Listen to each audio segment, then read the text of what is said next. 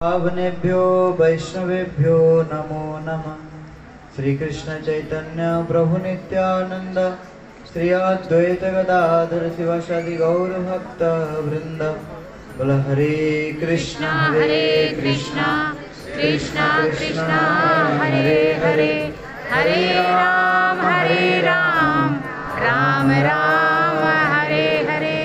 सर्वप्रथम गुरुपाद पद्म ओम विष्णुपाद अष्टोत्तर श्री श्रीमद् भक्ति वेदांत तुलसीधर गोस्वामी गुरु महाराज चरण कमले साष्टांग दंडवत प्रणाम करके उनके हेतु कृपा वांछा करता हूँ। तत्पश्चात दोनों परम गुरु वर्ग के चरणों में आश्रय ग्रहण करते हुए समस्त रूपानुग गौड़ीय गुरु परंपरा में दंडवत प्रणाम करके उनके हेतु कृपा वांछा करता हूँ। मंच स्थित पूज्यपाद जी कृष्ण प्रभु समेत समस्त ब्रह्मचारी वृंद, ज्येष्ठ गुरु भ्राता वृंद, वैष्णवी हरिकथा स्रोत मंडली सबके चरणों में अधम का जथा जो कि दंडवत प्रणाम स्वीकार हो। हम लोग प्रत्येक दिन ठाकुर जी को घर में भी अपने अपने भाव के अनुसार हम ठाकुर की सेवा करते हैं, लेकिन जो शास्त्रीय पद्धति है भक्ति तो है, लेकिन पहले दिन भी हमने श्रवण किया ज्ञान और वैराग्य का अभाव है। वृंदावन तो जाते हैं लेकिन जाकर के करना क्या चाहिए वो ज्ञान है नहीं। भक्ति तो करते हैं, रोज धूप दीप आरती आदि करते हैं, सब कुछ करते हैं, लेकिन ज्ञान का अभाव, ज्ञान है नहीं कैसे करना चाहिए। शास्त्र पढ़ते नहीं और कथा कथित लोग को देख करके हम क्या करते हैं, घर में ठाकुर ले आते हैं। अरे तेरे ठाकुर तेरे घर में तूने 2 इंच का लाया तो मैं 4 इंच का लाऊंगा। इसलिए हम प्रत्येक दिन हम सवेरे उठते ही स्नान करके गुरु महाराज जिस द्वादश तिलक के मंत्र बताए हम 12 जगह पर तिलक लगाएंगे। एक एक तिलक का एक एक स्थापन मंत्र है। फिर एक आचमन पात्री होता है, इसको कहते हैं आचमन पात्री, और इसके अंदर जल रख करके इसके ऊपर एक चम्मच है और उसको लेकर के हम 3 बार आचमन करेंगे। केशवाय नमो, नारायण नमो, माधवाय नमो करके फिर अपने गुरु मंत्र आदि जप करते हुए सबसे पहले हम क्या करेंगे, हमारे गौड़ीय गीति गुच्छ में उपलब्ध है, इंटरनेट माध्यम से भी उपलब्ध है। सबसे पहले हम जय ध्वनि देंगे। ये जय ध्वनि क्या है, बोले देखो भगवान के पाने के लिए हमें क्या करना पड़ेगा, संतों की कृपा की आवश्यक है। जब तक ये संत लोग, भगवान के प्राण प्रिय जो संत लोग जब तक हमें कृपा ना कर दे तब तक हम भैया भगवान को पा नहीं सकते। इसलिए जय ध्वनि में हमारे गुरु परंपरा की पूरा नाम आती है। बोले हमारे गुरु जी का नाम, उसके ऊपर उनके गुरु का नाम, उनके ठाकुर अभी विश्राम कर रहे हैं, ठाकुर अभी सो रहे हैं। तो ऐसा नहीं है कि हम सीधा ठाकुर के मंदिर में ही घुस जाए। अगर किसी का छोटा मंदिर है, कोई पर्दा लगाए हैं, ऐसा नहीं कि सीधा घुस जाओगे। जैसे कोई विशिष्ट व्यक्ति के पास जाने से पहले हम क्या करते हैं, कॉलिंग बेल या डोर को नॉक करते हैं। इसी प्रकार ठाकुर जी निकुंज लीला में विश्राम कर रहे हैं, इसीलिए यहाँ पर जाने से पहले क्या करेंगे, आज्ञा मांगेंगे। सबसे पहले गुरु जी को प्रणाम करेंगे, उसके बाद हम क्या करेंगे, हाथ में 3 बार ऐसे ताली बजाते हुए हम अंदर प्रवेश करेंगे, यानी मंदिर के पर्दा को खोलेंगे। अब पर्दा खोलने के बाद ठाकुर सोए हैं, ठाकुर को विशेष करके सिंहासन में विराजमान करना है। जिसके पास ठाकुर के आसन नहीं है, सज्जा नहीं है, तो ठाकुर को मुकुट और बंसी को भी शयन करवा सकते हैं।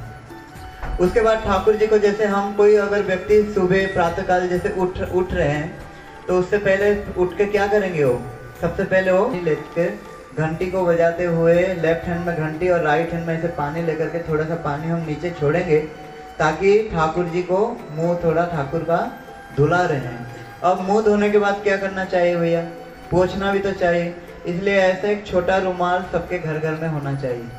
इस प्रकार एक छोटा रुमाल रख करके हमें क्या करना चाहिए, हमें ठाकुर के मुंह को हम पोंछ रहे हैं ऐसे भावना करना चाहिए।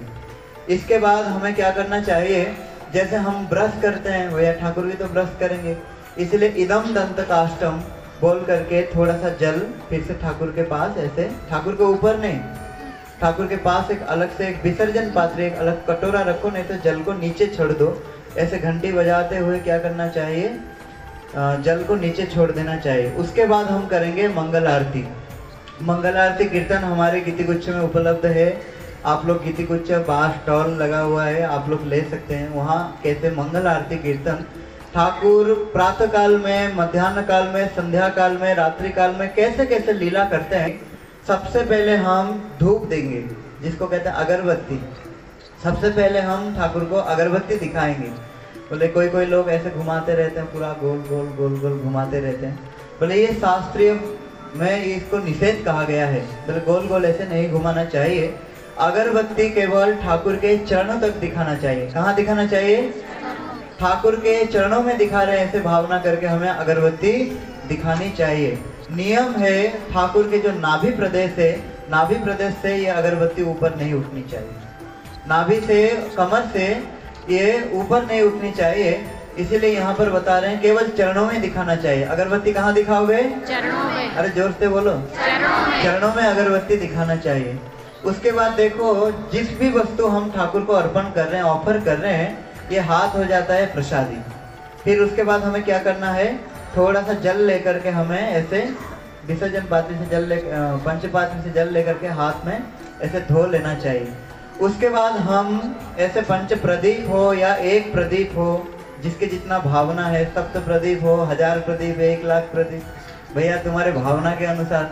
ये देखो पंच प्रदीप, इसमें 5 बाती है और 5 ये बाती होने के कारण इसको पंच प्रदीप कहते हैं। आपके पास नहीं है तो एक दिया से भी, एक प्रदीप से भी आप आरती कर सकते हैं।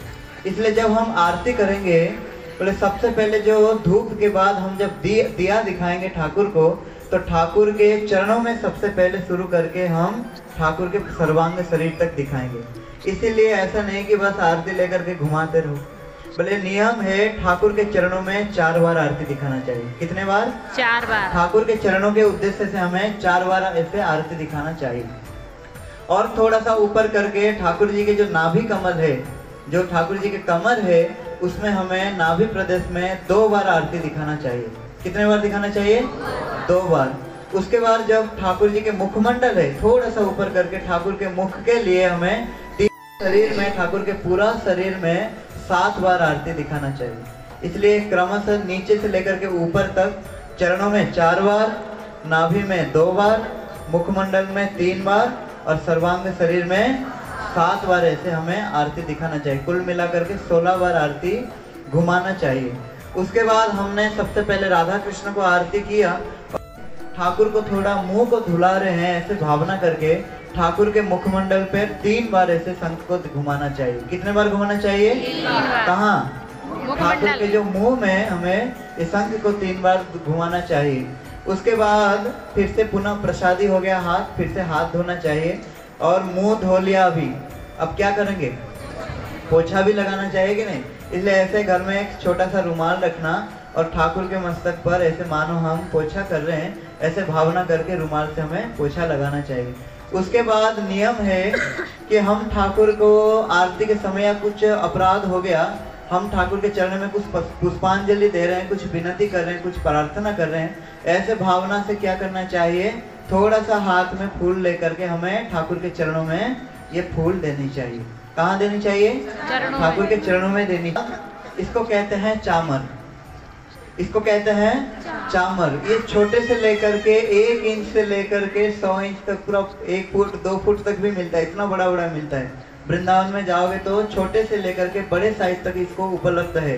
कृष्ण जब गोचरण करके घर में आते हैं तो मैया यशोदा स्वयं इनको आरती करते हैं। कृष्ण जब गोचरण, ठाकुर को ऐसे धीरे धीरे मंद मंद हमें ये पंखा करना चाहिए, चमर हमें ठाकुर को दिखाना चाहिए। भावना जिस प्रकार मैया यशोदा कृष्ण को झाड़ती है, हम भी कृष्ण को ऐसे झाड़ा लगा रहे हैं, ऐसे सोच करके हमें ऐसे। बाद इसको कहते हैं मोर पंख के पंखा। मोर पंख में अलक्षित रूप में श्रीमती राधा रानी का नाम लिखा है। जब कृष्ण को श्रीमती राधा रानी के नाम को दर्शन कराओगे तो कृष्ण बड़े प्रसन्न होते हैं। इसलिए आप लोग बरसाने गए होंगे, वहाँ कैसे कृष्ण मोर कुटी में मोर रूप धारण करके राधा रानी को मान को भंजन करते हैं। इसलिए मोर पंख कृष्ण का बड़ा प्रिय है। इसलिए चामर के बाद ये मोर पंख को भी केवल कृष्ण को ही दिखाना चाहिए, केवल युगल सरकार को ही मोर पंख दिखानी चाहिए। उसके बाद इसको कहते हैं शुद्ध भाषा में आलट और मतलब चलती भाषा में इसको पंखा कहते हैं। तो ऐसे छोटे से लेकर के बड़े पंखा है, हमारे पास भी एक छोटे पंखा है, आप लोग देखे होंगे आरती के समय। छोटे से लेकर के बड़े पंखा उपलब्ध है, वृंदावन में मिल जाता है। और आप चाहो तो आसानी से इसको माताएं अपने घर में भी हैंडमेड बना सकते हैं। इसको भी हमें ठाकुर जी को थोड़ा थोड़ा धीरे धीरे हमें ठाकुर के हवा करनी चाहिए। और एक होता है बजाने वाले शंख। आरती के बाद हमें क्या करना चाहिए? शंख को 3 बार बजाना चाहिए। कितने बार बजाना चाहिए? 3 बार। 3 बार। ये है पूरा आरती का विधि, ये है पूरा आरती का विधि। अब जब हम सुबह सुबह आरती किए, नियम है सुबह सुबह हमें ठाकुर को कुछ भोग भी लगाना चाहिए। हाँ, इसीलिए जो भोग लगाने के जो मंत्र है उसको कहते हैं गोपाल मंत्र। हाँ, ये गोपाल मंत्र का इतना महिमा है, बोले ऐसे तैसे मंत्र नहीं। सबसे पहले कृष्ण ने ही ब्रह्मा को ये गोपाल मंत्र दिया, ब्रह्मा जी ने नारद जी को दिया, धीरे धीरे चलते चलते महाप्रभु के पास आया, और महाप्रभु के बाद फिर हमारे प्रभुपाद के पास, फिर परम गुरुदेव, फिर उसके बाद हमारे गुरुपाद पद्म के पास। इसलिए गोपाल मंत्र स्वयं कृष्ण ही है। किसी को गोपाल मंत्र मिल रहे हैं, मानो स्वयं अलक्षित रूप में उनको कृष्ण ही मिल रहे हैं, ऐसे समझना चाहिए। इसलिए हमारे गुरुपाद पद्म कोई अगर पिया लसन छोड़ देते हैं, 16 माला जप करने लगते हैं, तुलसी माला से जप करने लगते हैं, तो गुरु महाराज जी उनको ये गोपाल मंत्र से दीक्षा देते हैं। और पुरुष